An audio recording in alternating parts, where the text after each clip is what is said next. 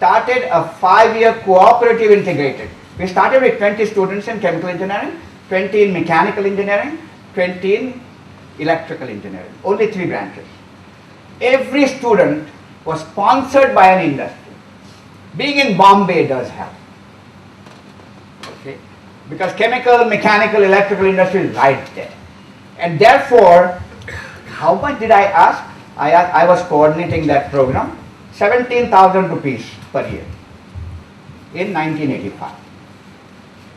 I had some difficulty convincing the industry because I said there's no bond. I don't want my students to write a bond that I will join you after when I graduate. No. But every year you have an internship program for 3 months. So by the end you almost have spent 1 year in industrial environment, understanding what industrial culture is. And by Jodi, it's different. Industrial culture is totally different than academic culture. In academia, there is no discipline. In industry, you got to deliver. Yeah? Therefore, you need that exposure to create a holistic person out of you. That holistic person is created by also giving you humanities, arts, social sciences. And if this institution does not require humanities, arts, social sciences program, I will make a case that you create 2-3 courses, couple of courses compulsory on humanities, arts, social science, whether it is social science, whether it is philosophy, whether it is economics, whether it is politics. You and I, every student must be exposed to that. Whether it is music, please don't overteach engineering. We have been overteaching engineering. We are cramming everybody with every course I can think of in chemical engineering. Why?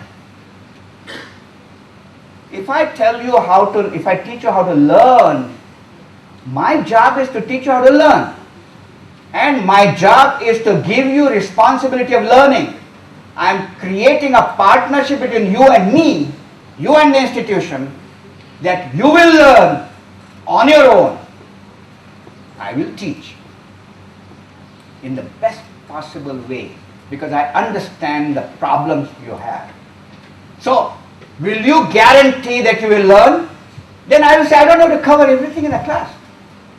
You have fantastic resources today. If you just go to Coursera or edX, the best faculty is teaching you this. Whether it's MIT faculty, Stanford faculty, Harvard faculty, Princeton faculty, Michigan faculty, Caltech faculty, Berkeley faculty. My goodness. Go to internet and you download, you take the courses today. I registered 2 years ago for a course on machine learning by one of the best teachers out of Stanford. Of course, I had to do a lot of homework and all that, so I gave up. But the teaching was superb. Superb. When these facilities are available, why do I teach you everything here? I want you to learn and then I'm going to ask a quiz on that. I'm going to test you because assessment is necessary. Because there are a lot of people with high fugacity. High fugacity, right? Escaping tendency. Fugacity, activity is nothing but escaping tendency. Yeah? If I don't like a situation, I escape. Non-idealities go up. If I like very comfortable thing, oh, beautiful, ideal. No escape. Please, this is onus on you. You're paying for it. So my onus is to provide you guide on the side, provide you everything. I'm guide on the side. I'm not an instructor who stands here and teaches you. That is constructivism coming in.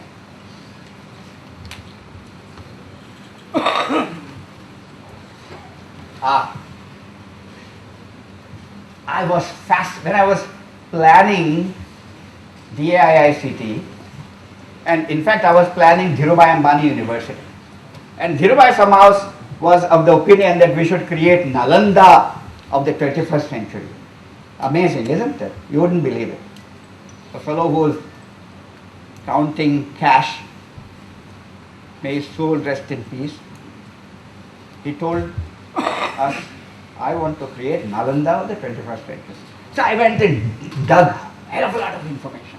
And my goodness, phenomenal. Then I found out what you see in front. I've just captured this. I don't know whether you can read it, but the only thing I want to read, a couple of things is 2,000 faculty, 10,000 students. 1:5. Enviable ratio. And the teaching method was the guru will come and he will throw a topic. Throw a topic, give to 20 students, 30 students, whoever. There are beautiful pictures of classroom. They are dated. They are not in the original form, but there are sheets there. And so you throw the ball, and there is discussion. There is violent discussion, good discussion, all kinds of discussion, but there is a discussion. Look at this methodology which we are trying to do today. We are talking about constructivism.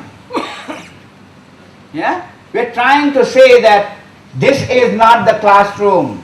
Even if it is, I should be moving around and asking you, given a problem, ask you to discuss, debate, and come out with a possible solution. That was what was done for 50 whatever time frame in a class period. There was tremendous discipline. There was a very heavy entrance examination, just like JEE. Very heavy, very strict. So the product who comes in, the input, very high caliber and discipline. Yoga, get up in the morning, do all kinds of things.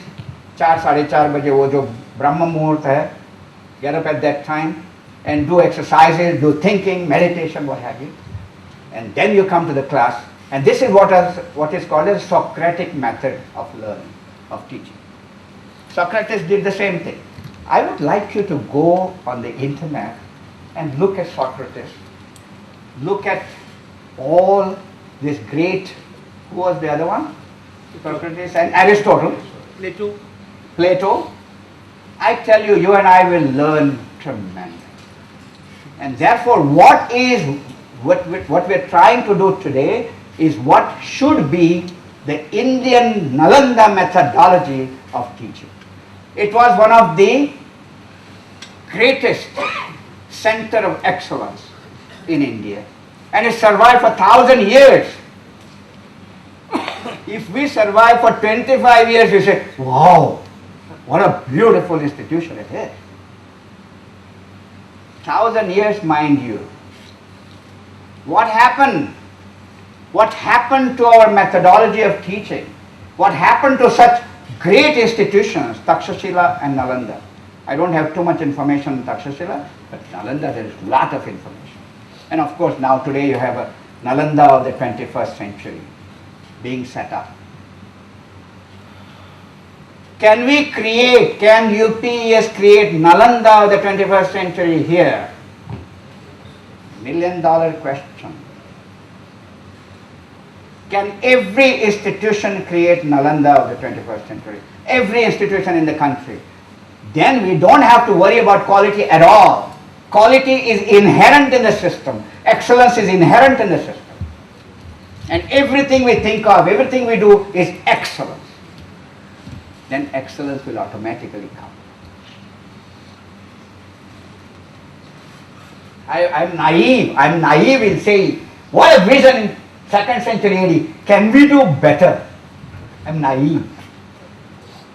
Baba, if you do half as good as Nalanda did, you would be super. You would be on the, I'd carry you all over.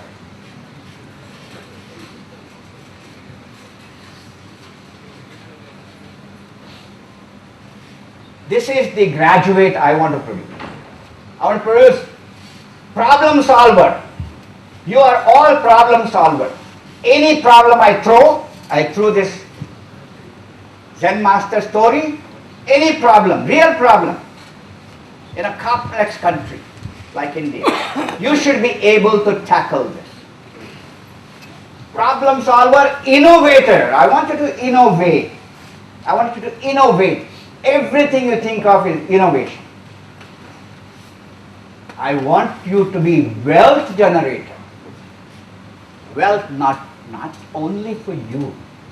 Wealth for the country, wealth for the society. Because you and I have a responsibility of a society. So we need to go beyond. That's why social sciences is important for you to understand that society is something that you need to worry about. And leader of the future, leader of the future. So everything I teach you, everything I expose you in these 4 years, I must keep this in mind.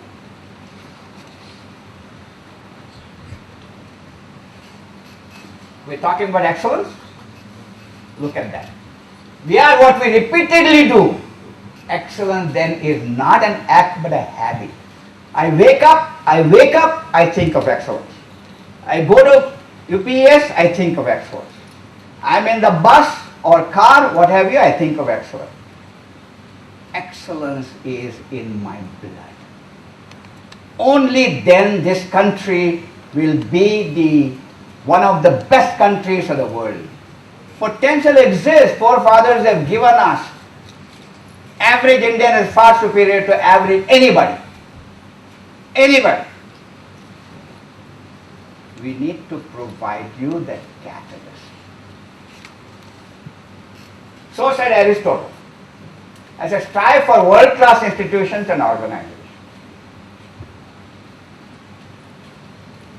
What do we expect of a teacher? Teaching, research, and extension. Simple. And I say, this is my formula, which I have discussed in the book. Teaching should be evaluated about 40% of my time.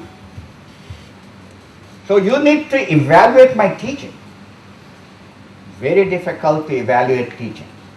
Quantification of teaching is very difficult. But haven't you solved complex problems? Therefore, why don't we address this issue of how to evaluate good teaching? Not by strictly documentation. It doesn't work. Documentation doesn't work. What is required is, what have I done during the whole semester by which you have learned? So you are the best judge. If you do it honestly with high integrity, which I put a lot of question mark on. Ethics, morality has gone out of the window. Internet has made it so simple for you to cut and paste. And you do that like a charm. If I'm wrong, my apologies. If I'm right, please correct yourself.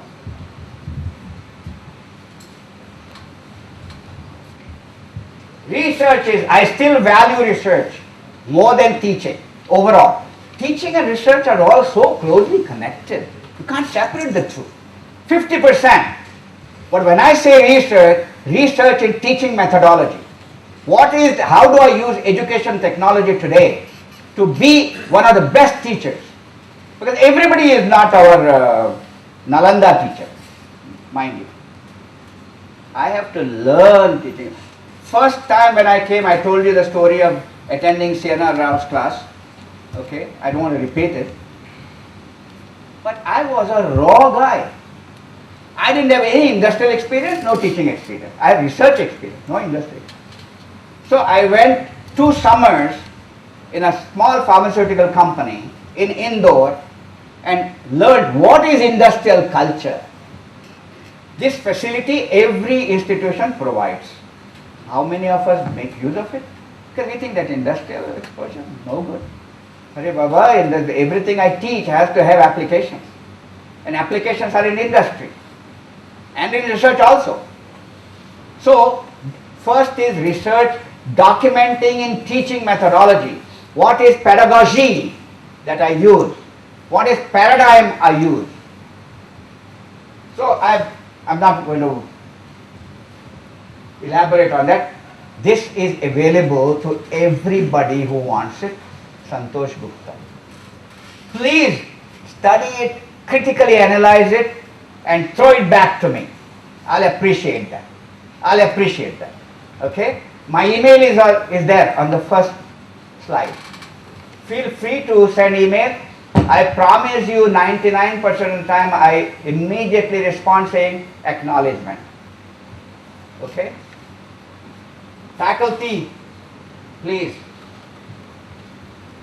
2 minutes. 2 minutes. Huh? 2 minutes. Yeah, 2 minutes.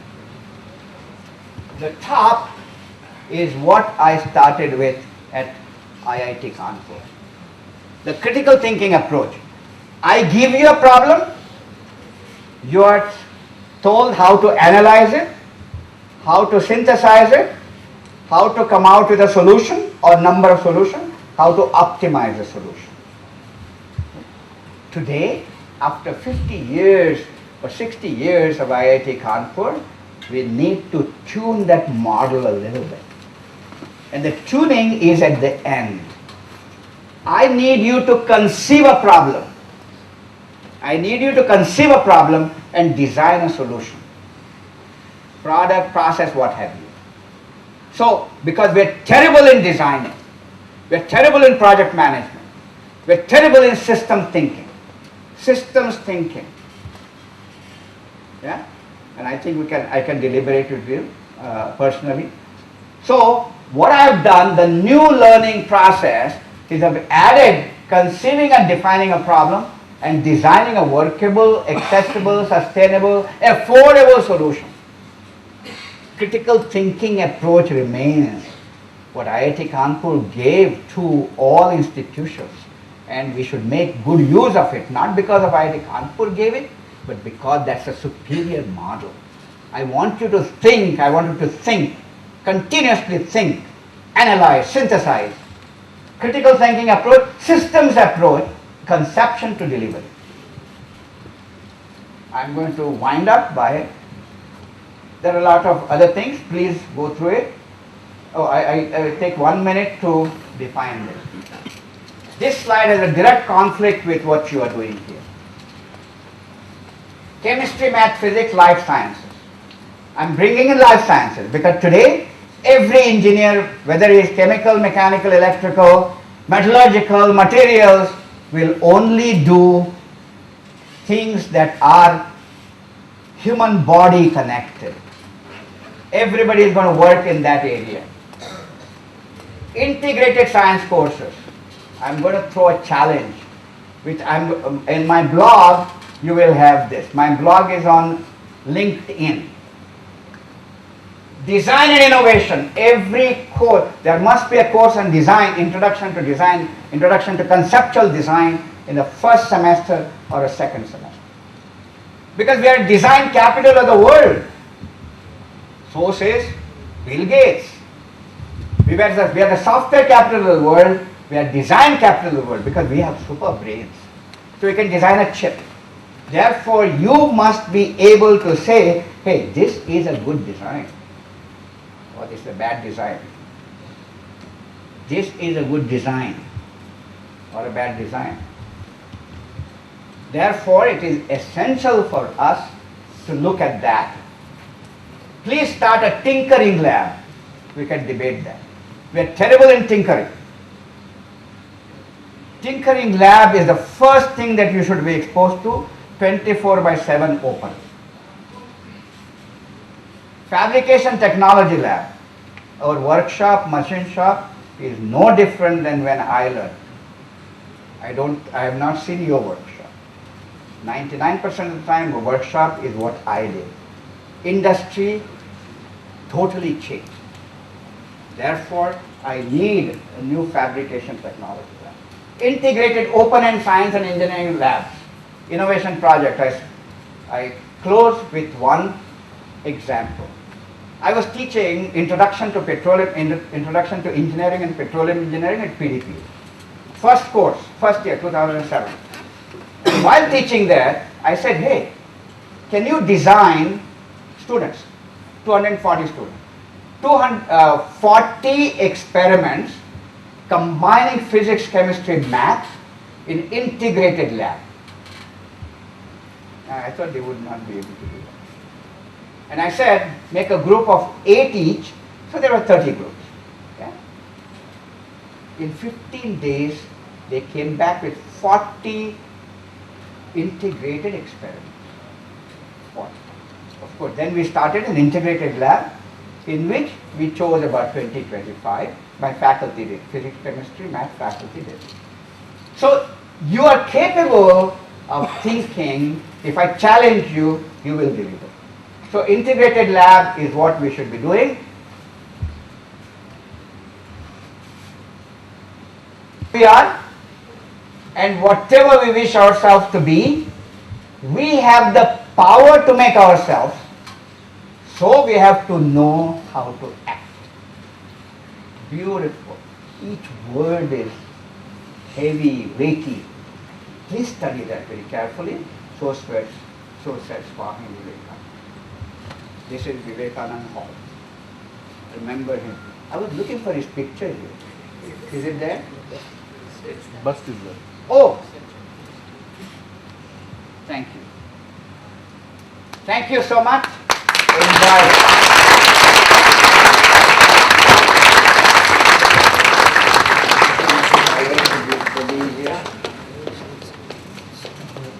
Thank you, Arvind.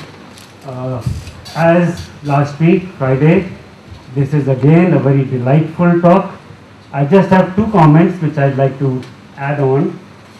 One is he talked about recruiting the best faculty. Now, I won't say what he recruited in Kanpur. All right, he did recruit some good people, not me. All right, I was already recruited by his predecessor. But in Bombay IIT Chemical Engineering, the first three people whom he recruited were Devang Thakur, who is a distinguished man, chemical engineer, now presently the director of IIT Bombay, Karthik Hiller, who is now no more, who succeeded him at PTPU as Director General,